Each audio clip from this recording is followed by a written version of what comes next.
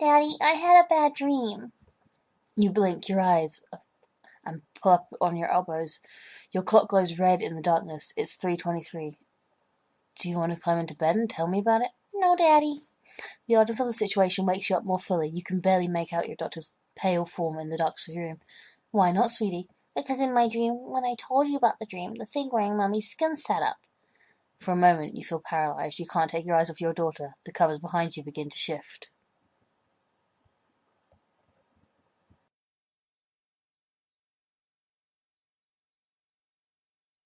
Alleyways are always filled with doors, many of which never seem to lead anywhere. Once in a while, you may find a door that seems completely out of place and out of time.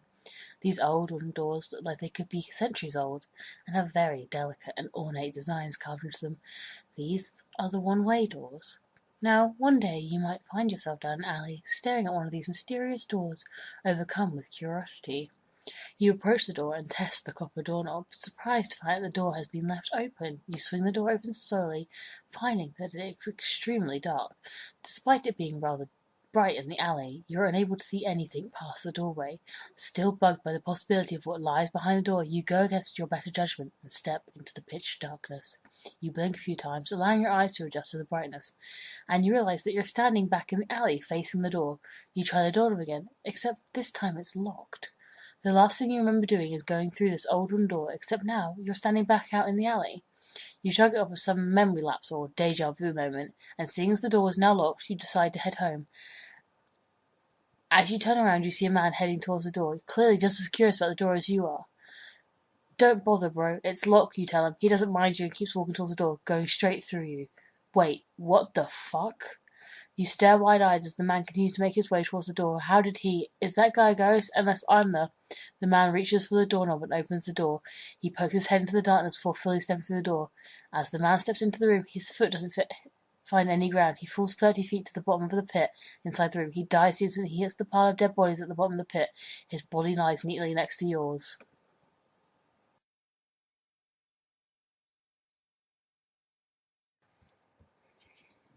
I love jigsaw puzzles, so when I found one on my phone that allowed me to make any size puzzle I want with a snap of a picture, I was hooked. I started by taking pictures of random shots in my room. Clicked, cut, the mix, and poof! I was off wasting time. After about 30 minutes of putting my room back together, I decided to take a picture of myself to cut up and puzzle. I decided to cut the picture for the puzzle at an expert difficulty. It was pretty awesome seeing my face split into hundreds of different puzzle pieces, each one flaking off by one like an ember to the floor of the screen. After an hour of reconstructing my face, I noticed something in the background of the puzzle that resembled an unfamiliar black leather jacket hanging at the top of my closet door. Two more pieces revealed what looked to be a medium-length auburn-coloured wig, while another piece showed eyes apparently painted on the back of the eyelids. The final piece of the puzzle showed a face missing its mandible. I'll admit I was a bit unhinged at the sight of it, a bit puzzled even. Coincidentally, my mandible would wind up being the last piece of his puzzle too.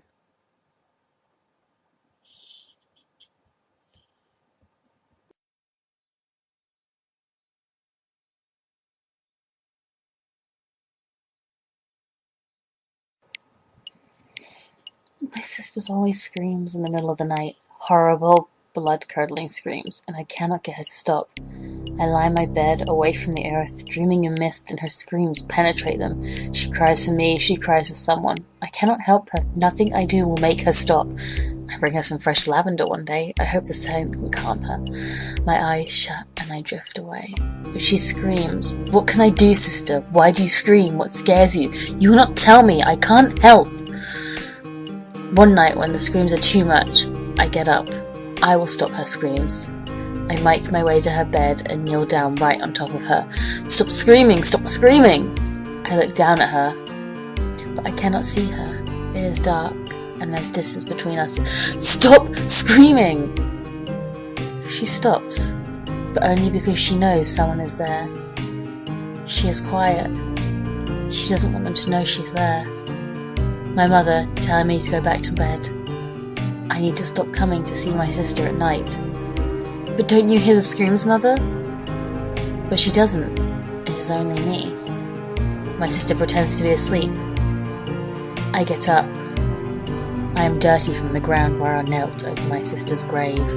She rests in her coffin, dead, but still she screams.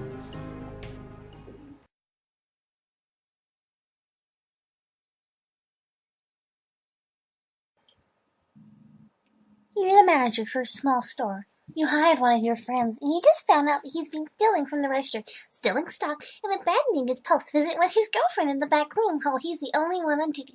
And the argument you had with him at the office just didn't settle it for you. You pound on his door. When he opens up, he goes pale, soils himself, and staggers back, gasping for breath. It didn't impress you, really. You figure he just thinks you're showing up with the cops, until you step through his door and glance aside, where you get a good look at yourself in the mirror. Or at least the parts of you that are still recognizable after the shotgun blast that your friend gave you at the end of that argument.